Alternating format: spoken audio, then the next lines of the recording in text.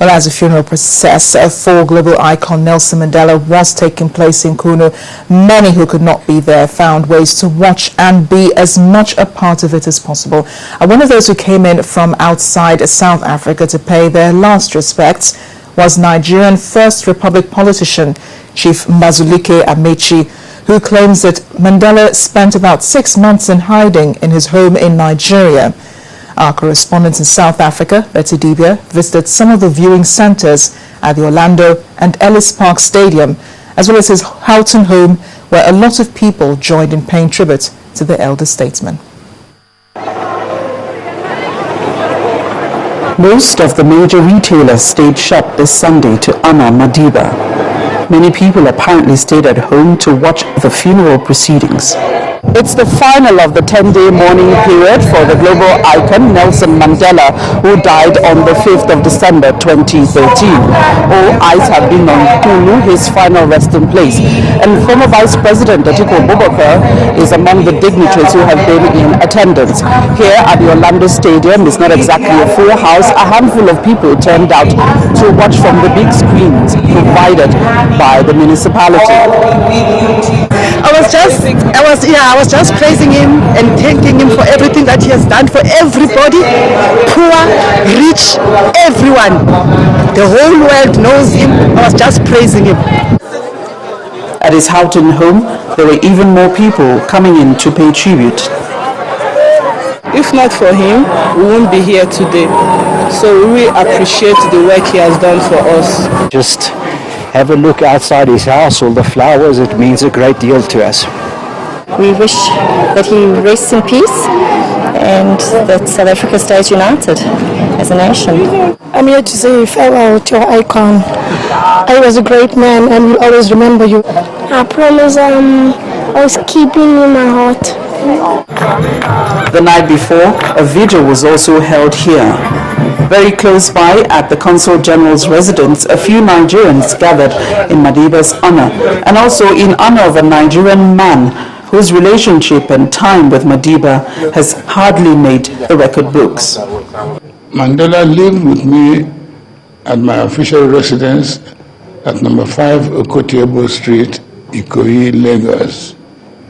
We were together for 6 months. He lived in my house.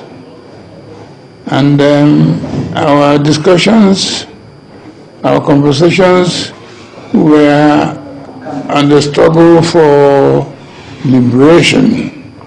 He showed us a letter Madiba wrote to him from Robben Island, requesting assistance for an associate son. Asked of one of his father's memories of Madiba, he says, there was an African food he enjoyed very much. That is abacha. You see?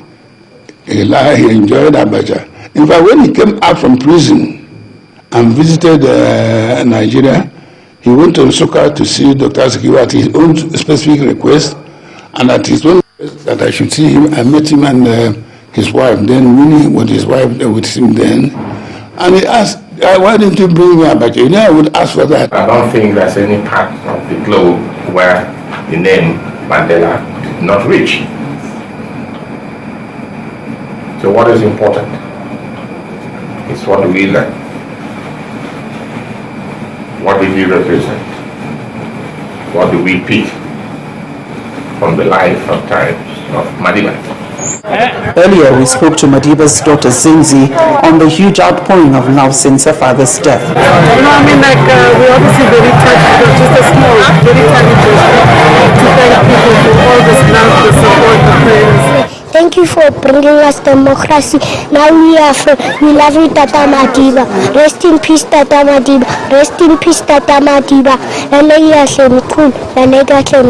Thank you. At his Houghton home, the traffic of people coming and going, families coming to pay tribute. The traffic is yet to ebb. The message: he will be missed, but he is firmly etched in the hearts of all. From Houghton, Johannesburg, South Africa, I'm Betty Dibia reporting for Channels Television News. One of those who served time in prison during the apartheid regime was Dennis Goldberg. He was the only white member of the Umukono Sizwe, sentenced at the Rivonia trial in 1964. Following his release in 1982, after 22 years in prison, he exiled to London, returning in 1995. He spoke to Channels Television about his impression of South Africa under the new leadership of President Nelson Mandela.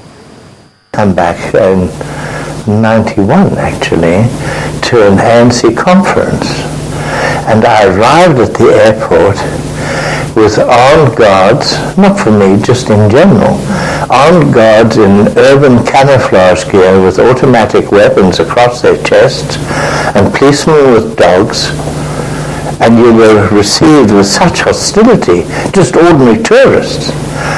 For the returning politicals, there was a special window where you had to go and find out if they would let you in or not. Luckily, Nelson Mandela happened to arrive by plane from another destination, and he was there, and he said to them, "These are my people, let them in, please." And so we walked through relatively easily. Wasn't it different, South Africa? We had a fundraising conference. How are we going to finance the ANC inside South Africa? We had no resources. And my comrades were so joyful. And some white friends took me to a restaurant near where they lived. And the waiters, black, as we walk in, they say, "Welcome to our new South Africa, welcome, we're going to do this, that and the other." And it was such a wonderful feeling of waiters feeling themselves equal, dignified, but equal.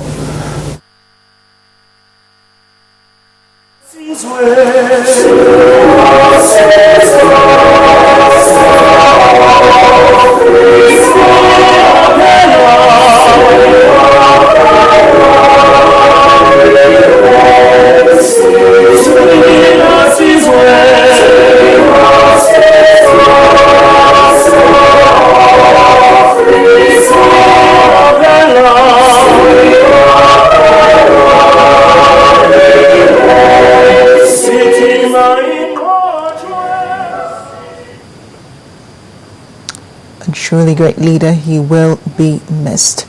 Back here in Nigeria, the ruling People's Democratic Party, the PDP, and the opposition, All Progressives Congress, are trading words over a call for the impeachment of President Goodluck Jonathan, while the APC is asking the National Assembly to investigate the allegations thrown up by former President Olusegun Obasanjo in his letter to President Jonathan, insisting the letter is quite weighty and could divide the nation. The PDP describes the position of the APC as irresponsible and amateur and self-seeking. The National Publicity Secretary of the PDP, Olisametu, told journalists this evening that the call for the president's impeachment is baseless. In the meantime, the president has warned the APC of statements that could be classified as treasonable. This is in response to the statement credited to the APC calling for the president's impeachment. The media advisor to the president, Dr. Reuben Abati, in a statement released this evening, warns the opposition party to be ready to pay the price of treason. Mr. Abati in the statement says the president will not watch and allow the nation to be plunged into crisis and political instability with what he described as unfounded allegations. The president, however, says the APC in its statement released earlier in the day could not state valid reasons why the president should be impeached. A former minister of the Federal Capital Territory, Nasir El-Rufai, has described the Abuja High Court judgment discharging him of charges of abuse of power while in office by the EFCC as a vindication of his innocence. In an exclusive interview with Channels Television in Kaduna, Mr. El-Rufai said the judgment delivered by Justice Sadiq Umar has proved that there are still some credible judges in the courts. The Eradua government started this case in 2008. They lost in 2010. The Jonathan administration refiled it in 2011, and now it is over. The use of security forces to intimidate perceived political opponents is an unfortunate trend in our democracy, and some of us are determined to fight it. Former Minister of the SCT, Mr. El Rufai, and the Nigerian youth have been challenged to imbibe and maintain a high level of integrity. That's coming from the coordinator of the Independent and Corrupt Practices and Other Related Offences Commission, the ICPC. Mr. Olusegun Lukile, who was speaking to secondary school students at a public lecture in Abeokuta, Ogun State, said the older generation has failed in this regard. The older generation is the bundle of disappointment. Bundle of disappointment in the sense that corruption started under our nose, it germinated, and it grew up to this unbearable level that is making life difficult for me and you. And just as the nation awaits the call-off of the ASUU strike this week, the Nigerian Medical Association, the NMA, is threatening to begin its own action on Wednesday. Speaking to journalists in Benin City, the national president of the body, Dr. Osaho Enabulele, says the union has directed its members to down tools from Wednesday. Recognition of the extremely poor progress in the resolution of the demands of the Nigerian Medical Association and following the expiration of several ultimata issued to the federal government of Nigeria, the last of which expired on Saturday, December 14, 2013, the Nigerian Medical Association is extremely constrained to declare an industrial action with effect from Wednesday, December 18, 2013. Accordingly, doctors in public health institutions shall withdraw their services with effect from 8 a.m. on Wednesday, December 18, 2013. We therefore want to call on members of the public to bear with the association during this period of withdrawal services. You recall that the AMA first issued an ultimatum on the 2nd of September. Following the intervention of the Ministry of Labour and Productivity, that ultimatum was shifted by 4 weeks, and subsequently another 4 weeks, and from November 16, we shifted again to December 14, and still yet, all those allowances were met with extremely phlegmatic response on the side of government and the Ministry of Health. NMA National President Dr. Osaho Enabulele. Now back to the ASUU strike. The National Association of Nigerian Students has set up an 18-man committee to monitor the disbursement of 200 billion naira released by the federal government to federal universities to ensure proper accountability of the fund. NAN's President Yinka Badibo told newsmen in Abuja that the move is to ensure transparency and appropriate evaluation of the entire projects and programs which the funds have been dedicated to, as enshrined in the signed Memorandum of Understanding.